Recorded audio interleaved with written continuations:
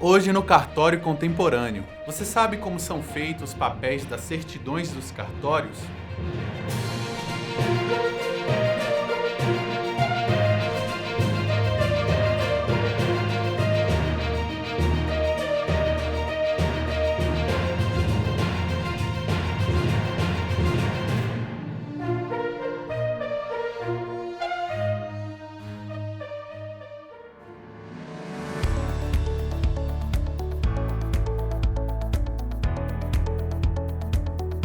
Nome e sobrenome são algo muito importante na vida de uma pessoa. Eles são exemplos do que chamamos no ordenamento jurídico de direito da personalidade, justamente porque representam uma expressão própria da pessoa que, além de manifestar a identidade pessoal, também individualiza a pessoa dentro da sociedade. Por essa razão, o nome é regido pela regra da imutabilidade, ou seja, deve se manter inalterado para garantir segurança às relações jurídicas. Assim, em regra, o nome é definitivo e imutável.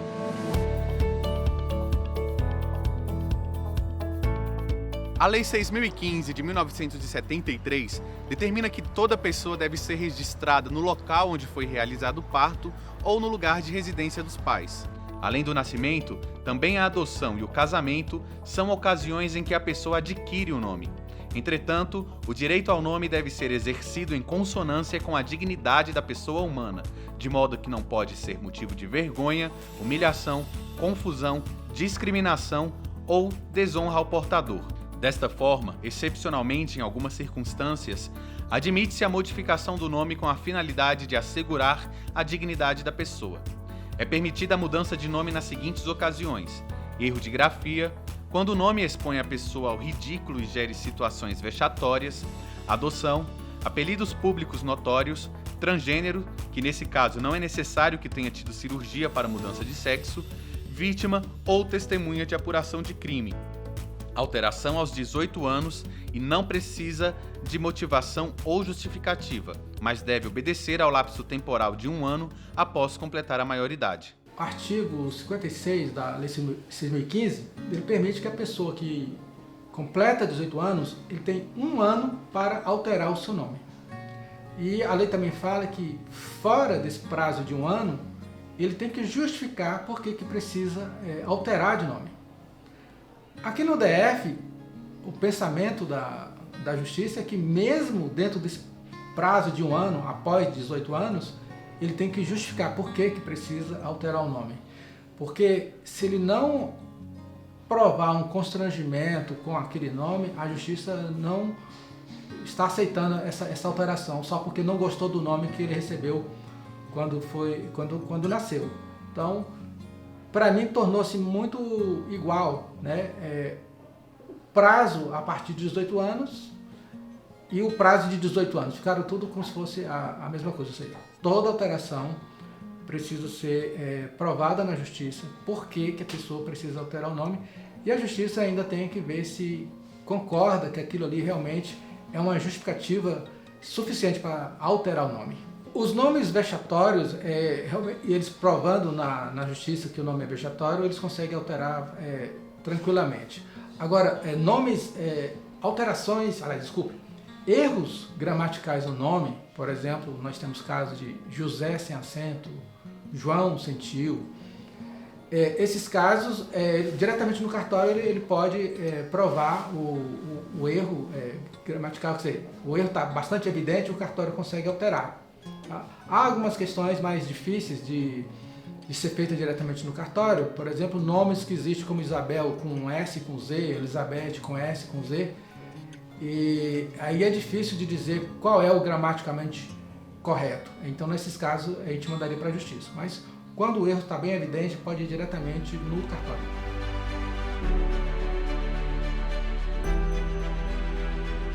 Os cartórios são obrigados por lei a mudarem nome e gênero do registro civil de pessoas trans, caso elas queiram. E hoje, nós conversamos com a Nádia, uma mulher trans que nos contou um pouco sobre a sua experiência. Bem, eu tive algumas dificuldades em arrecadar a documentação para a retificação do meu nome. Eu tinha visto as informações em um coletivo chamado Poupa Trans, que fez uma cartilha para retificação de nome e gênero. Porém, pode ser que não seja a mesma coisa exigida pelo cartório em que a pessoa foi registrada. E a gente sempre deve procurar o cartório em que a gente foi registrada após o nascimento para retificar o nosso nome. E assim, foi difícil compreender um pouco as certidões, porque elas têm os nomes.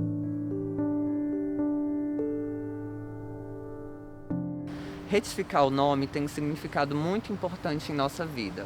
Inclusive, eu utilizo o meu nome há anos, e é um nome muito simbólico para mim, que eu escolhi, Nádia Owen. Owen simboliza o útero da criação, e é muito sagrado e faz parte da minha identidade, do meu ser. O nosso nome representa o nosso ser, o nosso espírito, a nossa alma, e é completamente ligado à dignidade da pessoa.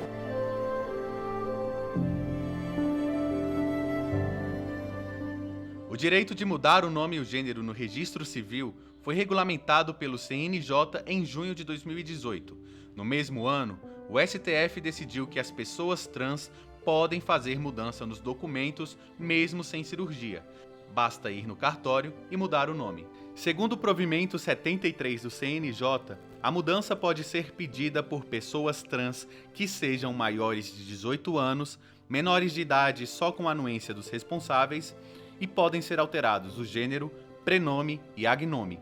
O requerente deve apresentar uma série de documentos como carteira de identidade, título de eleitor, certidões civil, de protestos e criminal.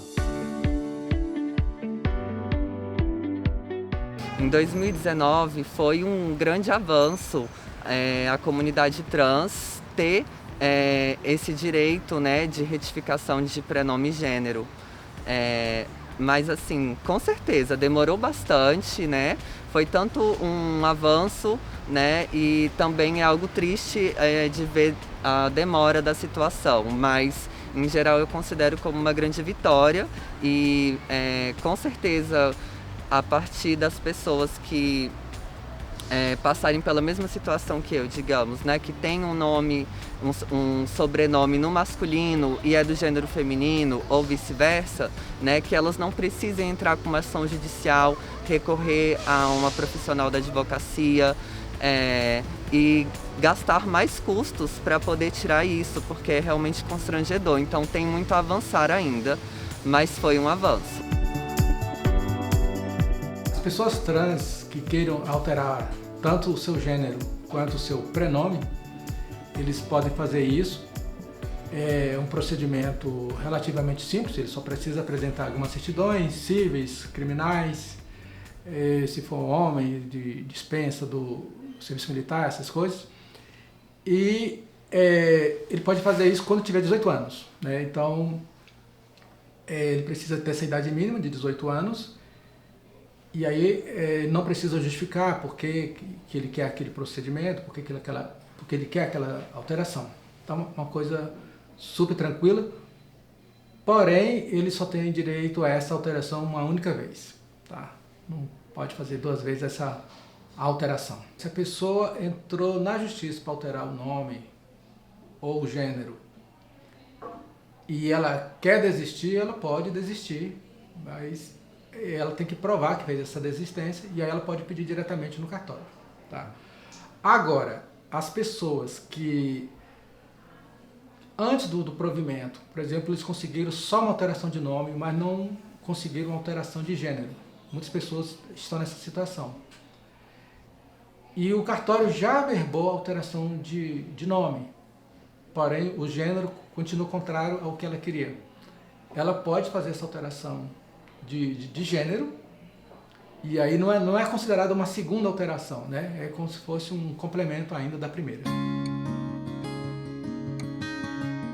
No cartório do Segundo Ofício de Brasília são realizados tanto os registros civis, como nascimento, óbito, quanto nós realizamos casamentos civis. No momento do casamento civil, as pessoas precisam ser identificadas pelo seu prenome e o nome.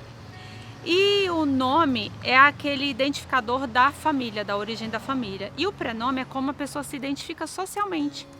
Só que existem situações em que as pessoas não se identificam socialmente porque elas não promoveram a alteração do seu prenome e do seu gênero junto ao cartório. Só que agora essa possibilidade é real, segundo o CNJ. Elas podem diretamente se dirigir ao cartório. E elas vão evitar, assim, o constrangimento e o desconforto de, no momento da realização do casamento, por exemplo, serem identificadas de uma forma que elas não se reconhecem fisicamente, não é? Então foi um conforto, o constrangimento acontecia, às vezes a pessoa se chamava, por exemplo, Maria Beatriz, mas na verdade ela era o Pedro Augusto. Então o que fazer? Agora sim, ela pode no papel passado ter o seu nome escolhido, que há o seu nome escolhido, que a identifica como pessoa, e também até promover a alteração do nome de família. E essa alteração é a alteração já costumeira. E se as pessoas podiam alterar o nome de família, formar um nome de família, por que não se identificar como pessoa socialmente, trazendo esse conforto? Então essa decisão do CNJ veio ao encontro desse avanço das pessoas se sentirem confortáveis e se sentirem identificadas.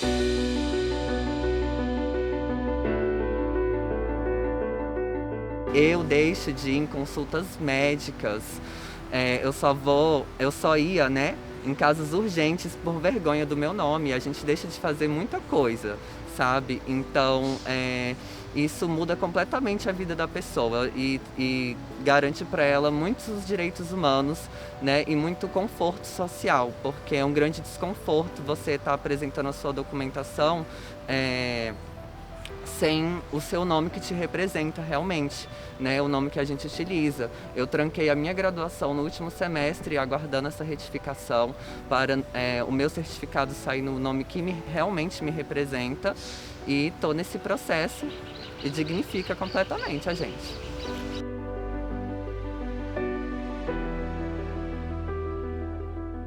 Olá, eu sou Nádia Owen, mulher trans, e vim hoje no cartório do segundo ofício fazer minha retificação de nome.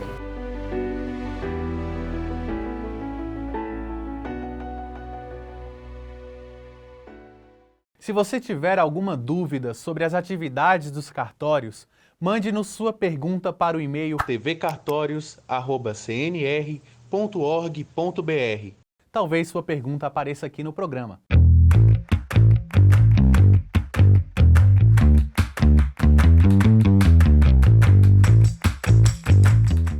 Larissa Terni, de Mossoró, pergunta: como se faz uma apostila? Para realizar um apostilamento, basta levar o documento a algum cartório credenciado. Lá, nós faremos a triagem do documento e procederemos com o devido apostilamento, que nada mais é que a legalização de um documento público brasileiro para que produza efeitos no exterior.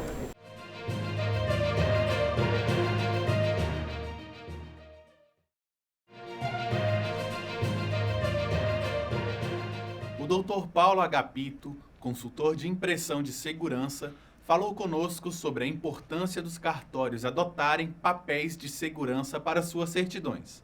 Olá, Paulo. Seja bem-vindo ao Cartório Contemporâneo. Tudo bem com o senhor? Tudo ótimo. Muito obrigado pela oportunidade. Vai ser um prazer participar com vocês. Quais os principais pilares dos papéis de segurança? Perfeito. Os principais pilares hoje utilizados para evitar as falsificações ou dificultá-las, a gente fala de papéis especiais, né, que eles conhecem como papel marca d'água ou filigrana, e o mercado chama de papel moeda. Ele tem também as artes gráficas, que são os recursos que você utiliza para formar determinado documento. Você tem as tramas gráficas, ok? Utilizadas com as tintas reativas, que está no pilar 2, você incorpora ela na parte 3.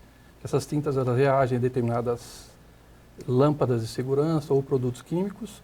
E por quarto você tem aí as holografias, que são holografias personalizadas para cada gráfica. E qual a importância de usar papéis com itens de segurança nos cartórios? Vamos lá. A importância é muito simples. Quem gosta de ser lesado num documento? quem aceita uma falsificação e que venha a perder valores. Às vezes as pessoas não entendem que é importante, muito importante, ter esse papel de segurança, justamente para dificultar essas falsificações ou reproduções indevidas que venham causar prejuízos aos clientes ou seus contribuintes. Eu gostaria que o senhor demonstrasse algumas medidas que têm documentos como certidões de nascimento, casamento, óbito e certidões de inteiro teor. As certidões de nascimento, casamento e óbito, elas foram padronizadas pelo CNJ e tem um boletim informativo que detalha todos esses itens. Ok? Eles são compostos de microtextos, um fundo numismático de segurança, ele tem ali, além dos microtextos, erros propositais em determinadas camadas, ele tem o efeito íris, que é a junção de duas cores numa mesma chapa de impressão, e ele tem também o papel marca d'água exclusivo, além da holografia, ou seja, todos os pilares de segurança estão nesse próprio papel. Quanto ao outro item que o senhor falou, são os traslados. Os traslados, eles possuem exatamente as mesmas características, porém com artes definidas de acordo com cada TJ estadual, com cada cartório que venha solicitar. Que às vezes o cartório solicita, por exemplo, um material personalizado com o logotipo dele, que nós pegamos aquela arte e colocamos os itens de segurança com os demais recursos, das tintas também reativas, para que ele tenha dificuldade, que impossibilite o falsário de fazer reprodução com facilidade. E eu queria que o senhor explicasse sobre a padronização do papel de segurança. A padronização ela é importante em todos os sentidos, para os contribuintes e para os usuários que geram os documentos de segurança. Por exemplo, as certidões de nascimento, casamento e óbito foram padronizadas.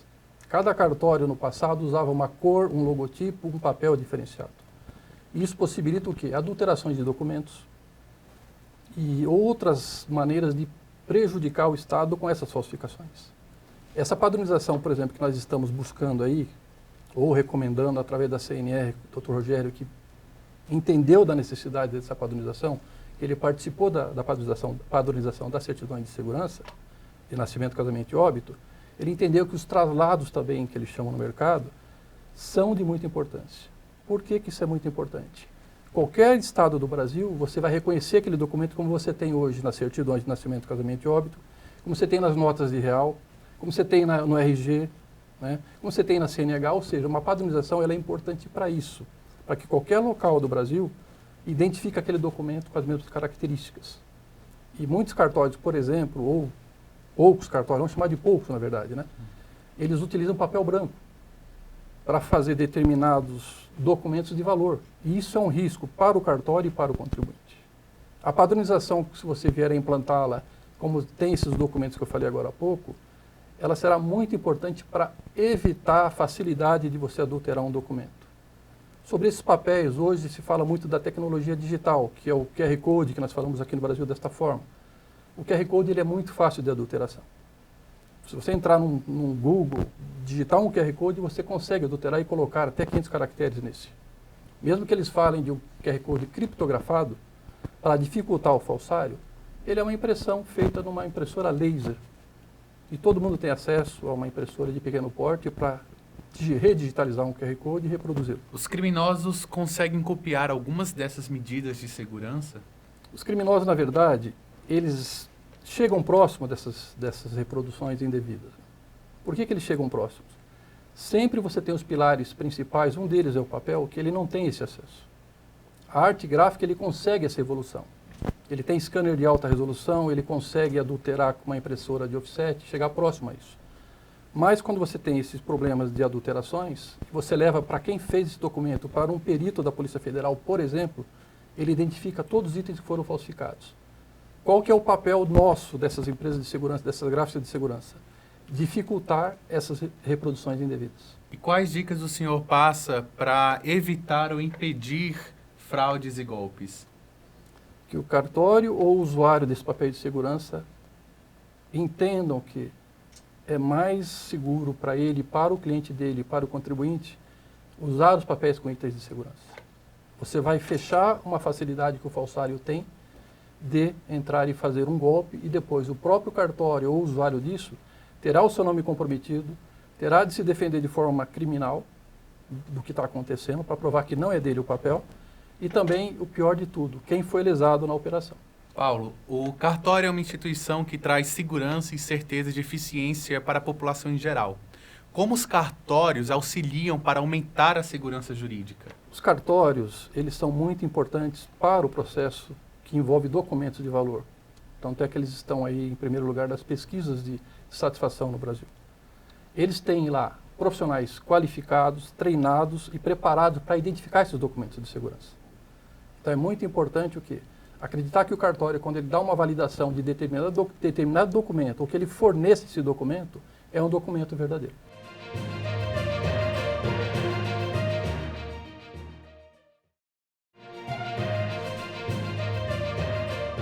O senhor pode nos dar um exemplo de como essas certificações são importantes no nosso dia a dia?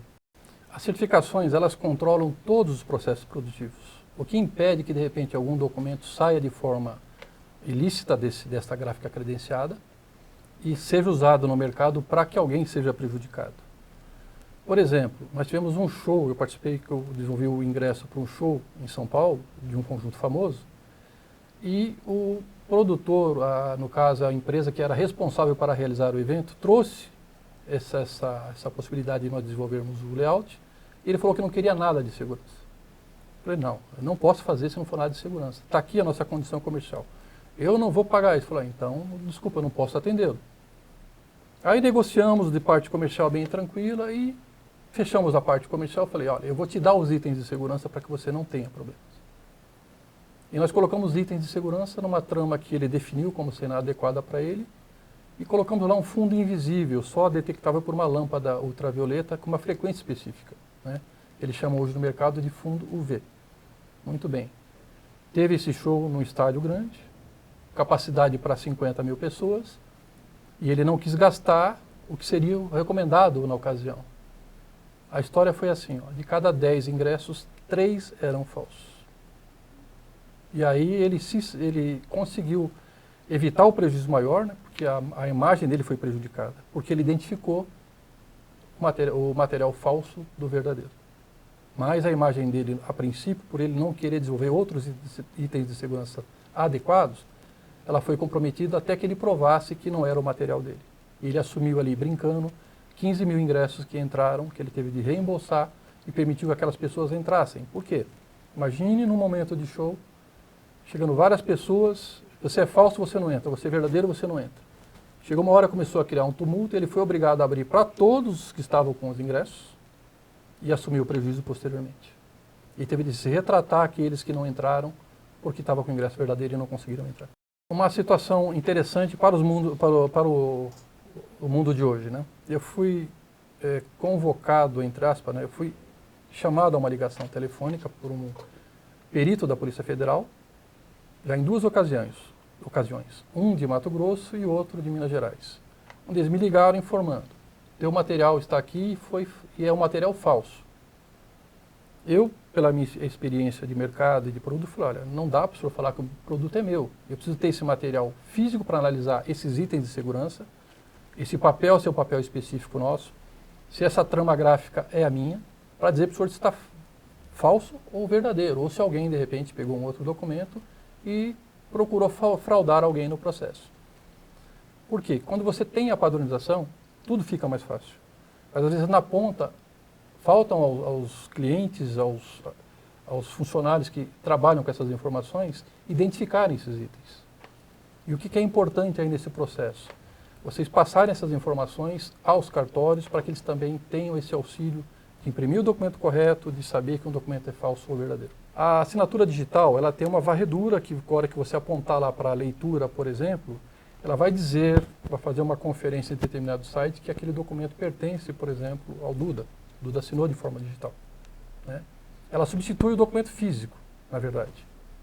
Você não precisa ter lá uma assinatura física, perdão. A assinatura física ela é substituída. Então, ao invés de você assinar, levar no cartório para que faça o reconhecimento, que ainda é um número muito grande de pessoas que não usam a certificação digital, né? Isso é importante vocês saberem. É uma tecnologia que veio para facilitar, mas que a maioria da população não a usa, até por questões de custo, seu custo elevado para você ter uma assinatura digital, né? Que você garantirá ali que você assinou aquele documento, ok? Então, você tem essa possibilidade de usá-la, onde você vai, através daquele código, apontar que ela é verdadeira ou não. Essa tecnologia é atualizada ou reformulada frequentemente?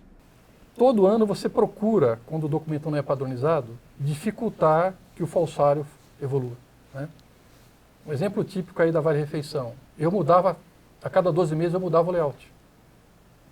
Então, um determinado ano eu fazia com uma imagem, uma logomarca, alguns erros propositais, algumas tramas específicas. No ano seguinte nós mudávamos. Por quê? Porque o falsário vai aprendendo com o documento, né? No caso das certidões, por exemplo, qual que é o risco das certidões de uma padronização? Não, as certidões elas são emitidas nos cartórios. E se alguém tiver dúvida de uma segurança no documento, a primeira coisa que ele vai fazer é procurar o cartório. Olha, estou com uma certidão aqui, gostaria de saber se é de vocês. E o cartório vai falar, é minha ou não é também, né? Tanto assim que, com a padronização da certidão de nascimento, casamento e óbito, acabou aquela possibilidade de você ressuscitar alguém, no bom sentido, né? Ou acabar com a vida de alguém para gerar um novo documento. A certidão, por ela ser padronizada, ela tem um controle. Quando o cartório compra da gente, por exemplo, eu tenho lá a minha série de identificação, essa série mais uma numeração sequencial, e quando você fatura para esse cartório, ela consta no documento fiscal, que é a nota fiscal eletrônica, que aquela série com a numeração X foi entregue ao cartório do Duda, por exemplo. E se algum dia a Polícia Federal, Paulo, estou com a série aqui, XX, ZZZ, numeração de controle, qual cartório você entregou? Eu entro no meu sistema, ó, esse material, se for o meu papel de segurança, se o senhor quiser que a gente avalie, poderemos avaliar, ele foi entregue para o cartório do Duda. Aí ele vai procurar o Duda, ó, esse documento, para quem você o fez? E de repente, se alguém estiver tentando adulterar, o próprio papel de segurança padronizado, ele já vai dificultar muito, porque ele tem uma marca d'água, que é aquela marca d'água do logotipo, ele tem a composição com fibras reativas, fibras coloridas em determinadas áreas do papel, ele tem ali uma composição que já vai permitir que você não ache no mercado com facilidade. Então, quando você faz o papel de segurança, né, a gente fala assim, ó, utilize o papel marca d'água, que eles chamam de papel moeda. Por quê? Porque eu não vou chegar na papelaria e falar, me dá 100 folhas do papel marca d'água da empresa Y, por exemplo. Isso não acontece. E às vezes as pessoas falam assim, eu vou usar um papel mais encorpado, 120 gramas, offset. Qualquer papelaria que você vá, você pode comprar esse documento, uma impressora de alta resolução, adulterar. Por isso que um dos tópicos muito importantes, que são dos pilares lá, a gente fala de papel. Ele cerca aqueles 4 pilares para dificultar a reprodução. Não é que você vai impedir, que o falsário ele evolui. O falsário ele evolui todos os anos, todos os dias. Ele fala assim, opa, aqui eu tenho uma chance de golpe. Então vou entrar aqui. Vou lesar alguém e vou sumir. E o que é importante, a Polícia Federal consegue identificar a região de forma muito tranquila, onde ele foi adulterado, e eles vão atrás e prendem. A Polícia Federal tem uma inteligência muito grande para isso. Ou esse papel aqui foi falsificado ali pela composição da tinta ali, ou do papel, né? Essa característica de tal região. Eles às vezes até sabem qual a gráfica que está fazendo, que já estão investigando. Eles vão atrás e prendem. E o falsário entra onde? Onde o risco dele é menor. Por exemplo, aquele show que eu falei para vocês, de cada 10, 3 eram falsos. Tinha uma grande chance de colocar sem o falsário ter risco. Ele colocava na mão dos cambistas. E o cambista, você sabe que existe, é uma profissão hoje, não vou julgar se é legal ou ilegal, né? Mas assim, eles passavam a comprar e revender isso. O falsário, como tinha acesso a essas pessoas, entregou na mão deles. Recebeu o dinheiro e ó, sumiu. Alguém foi preso na operação? Possivelmente foi, que a gente não acompanha, né? A nossa parte é dizer o que está acontecendo e depois eles se defendem e provam a sua inocência ou não. Mas com certeza para o falsário foi maravilhoso, por quê? Produto fácil de falsificação, risco muito pequeno, porque achou que não tinha nada de segurança, né? E estava escondido lá uma trama de segurança, um fundo invisível, né? E também tinha a possibilidade de ele não ser pego. Quando ele distribuiu para vários cambistas, não tem como rastrear quem que foi o responsável pela operação. Paulo, o senhor pode demonstrar para a gente os principais itens de segurança de uma certidão? Claro, todo prazer. A padronização, ela permitiu que você colocasse vários itens de segurança nesse documento. Ok? Os principais que eu vou detalhar para vocês. É um papel marca d'água específico de cada fabricante. de cada credenciado a fornecer este produto. Ou seja, uma empresa 1, 2, 3, que a gente chama de gráficas, né? Tem a marca d'água dela. O que é a marca d'água? É um papel tratado, desenvolvido e produzido de acordo com a logomarca e composição necessária para fazer aquele registro daquela gráfica. Então, normalmente ele contém uma logomarca da empresa, número de fibras coloridas distribuída por toda a extensão, controladas pelo fabricante, que é o mesmo fabricante que faz o papel das notas de real, para vocês terem uma ideia da complexidade desse material, que o falsário não tem muito acesso. Diria zero, né? A gente fala não tem muito acesso, porque às vezes ele pega um documento e adultera de outra forma. Muito bem. Tendo essa marca d'água, identifica a gráfica. Recursos gráficos, lembra que eu falei para vocês dos pilares? Papel, está aqui, falei para vocês. Recursos gráficos é a trama desenvolvida, que ele tem microtextos em sua extensão. Se você pegar esse traço azulado aqui, azul, que faz um quadrado, um retângulo no material, ele tem aqui um texto escrito: nascimento, casamento e óbito. Sobre a trama numismática, é um fundo trabalhado com recursos gráficos específicos, com softwares específicos para isso, que você desenvolve uma arte personalizada, com determinada angulação para formar esse desenho, que ele não sai no scanner ou numa reimpressão, por exemplo, uma inkjet ou uma outra impressora que o falsário venha querer usar, né? Então falamos de outro pilar, que seria as artes gráficas. Outra situação, essa tinta é uma tinta multireativa. Ela tem aqui um fundo invisível, ultravioleta, que se você colocar uma lâmpada ultravioleta, que nós chamamos para a identificação desses documentos, nos quais tem as notas de real, temos o RG, temos a CNH.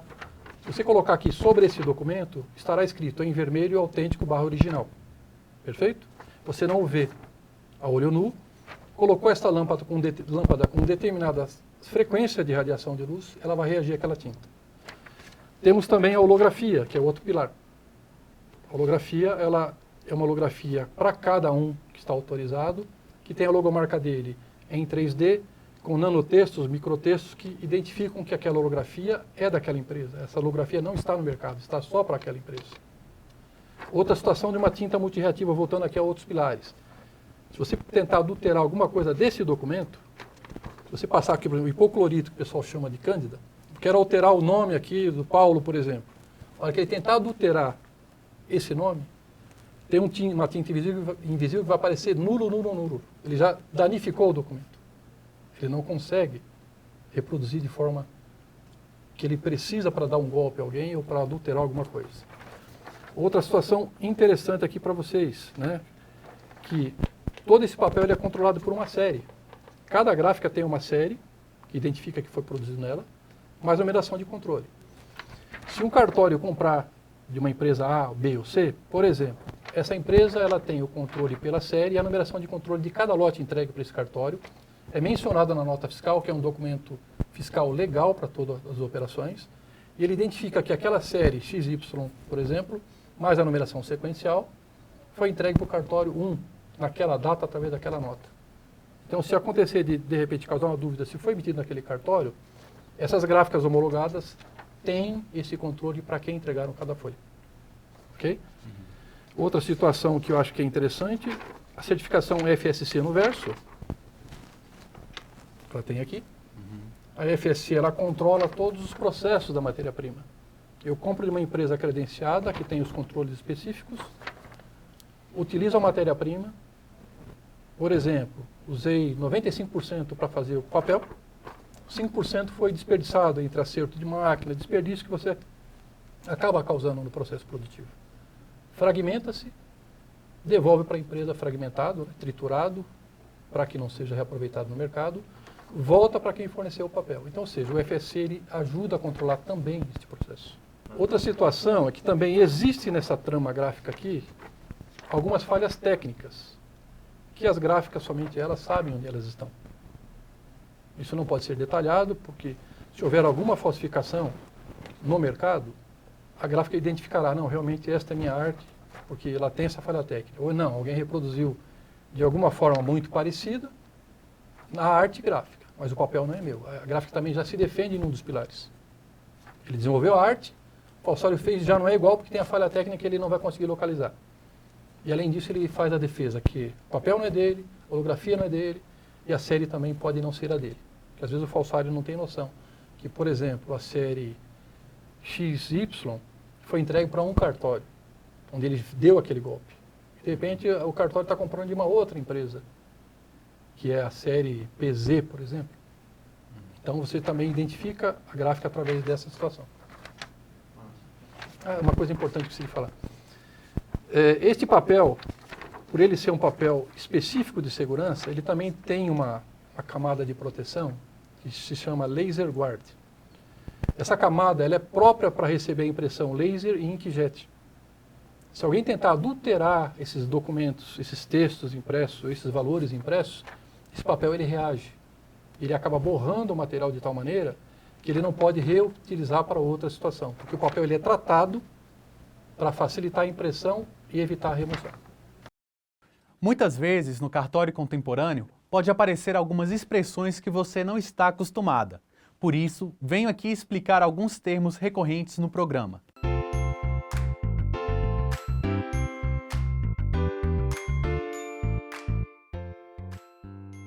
Mandado é um ato escrito emanado de autoridade pública competente, judicial ou administrativa, determinando a prática de ato ou diligência. Trata-se de uma ordem emitida por um juiz que deve ser cumprida.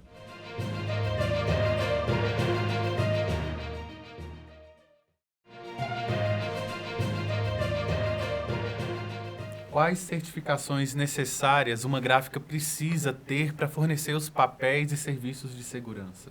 Ok. As certificações necessárias exigidas, inclusive em licitações de algumas estatais, é a FSC, é a 15540, a NBR 15540, a ISO 9001 e a ISO 27001. Elas fazem parte de todo o processo produtivo que controlam melhor os processos de segurança para os impressos ou serviços realizados. Qual órgão regula as certificações? As gráficas têm de estar credenciadas. Por exemplo, ele pede lá uma FSC. Pô, mas a FSC é uma coisa mais voltada à natureza. Não, não é assim. A FSC, além de você comprar um papel dentro das empresas credenciadas, quando ele chega para você, você usou, digamos, 90% dessa matéria-prima, 10% você tem que fragmentar e devolver para eles aquilo que você não utilizou. Então, por exemplo, por que a FSC é importante? Porque ela controla a entrada do papel e saída. E hoje as fornecedoras de papéis de segurança têm o FSC. Por quê? Entrou lá 10 bobinas, por exemplo, ou 10 toneladas de papel marca d'água exclusivo. Eu usei 9.500 toneladas. O que eu fiz com as 500 quilos faltantes ali? Eu fragmentei, eu empacotei e devolvi para a empresa que nos forneceu. Então você cerca com o FSC também. Que na verdade o FSC no mercado é uma certificação de sustentabilidade, né? Que em alguma etapa do processo eles compram de árvores que são remanejadas, que você não mexe na grid da natureza e tudo mais. E a partir disso, essas empresas conseguiram esse credenciamento e formou a cadeia de entrada e saída desses materiais. E você passou a incorporar no teu detalhamento de segurança. Por quê? Você passa a controlar a entrada e saída do teu material e que foi desperdiçado no processo. Tanto é que se vocês pegarem a certidão de nascimento, casamento e óbito, vocês verão que tem lá o símbolo do FSC. Né? Aí você tem as outras coisas, as normas, a NBR 15540. Mas o que é isso? É uma certificação onde todos os processos produtivos são controlados. Da sua entrada numa fábrica, do seu processo produtivo e da sua saída. Então é tudo filmado, é tudo ambiente fechado, está mexendo com valor, ninguém entra naquela sessão. Saiu, revistado. Para os funcionários, a gente tem uma câmera filmando em todos os momentos, eles apertam um botão, por exemplo, de forma aleatória, se acusar, né, que ele é monitorado, de repente alguém viu um ato suspeito dele lá. Quando ele for apertar, ele vai ser intimado a fazer uma revista. Né? O que não está tudo em ordem, ele aperta, verde, pode passar, verde, apertou vermelho, ele vai ser revistado. Então você tem as aleatórias e aquelas que estão sendo monitoradas.